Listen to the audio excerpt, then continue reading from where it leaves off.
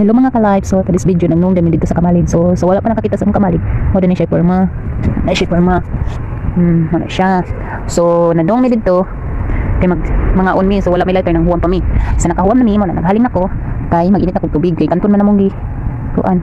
Gidala dito nga sudan, so nagbaon lang mi luto para dili na magdungag. So kami na may tao dito kay wala man ni kabaluga sa si mama. Ano siya. Thank you din nang goring nga nagpahuwam na mo og lighter. Na mo na nakahaling mi. Salamat ng goring. So mo na siya. Naghaling mi, so samtang naghaling mi muna ko kahibaw ka sana ito kadong si kano katong bata lahong bandayan.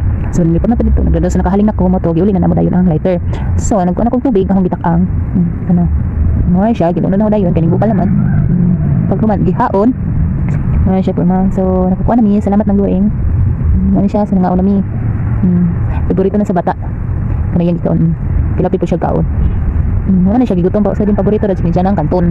Busog na kay gipatuti na then gipakaon na so busog na so nakapila-pila na siya kay ganahan na siya kanton.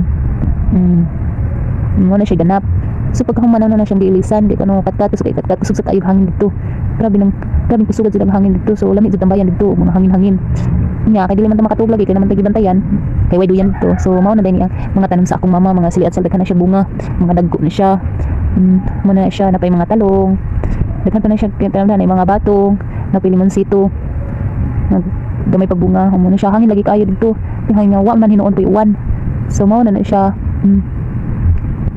hindi kayo po yan dito kay linaw kaayo din presko po kayong hangin yung okra napay okra. So kana mga gagmay mo na siya mani bago pa ni tubo mo na siya likod sa among Kamalig. So nice kayo dito magstay ka dito, nice kayo tambayan hangin linaw.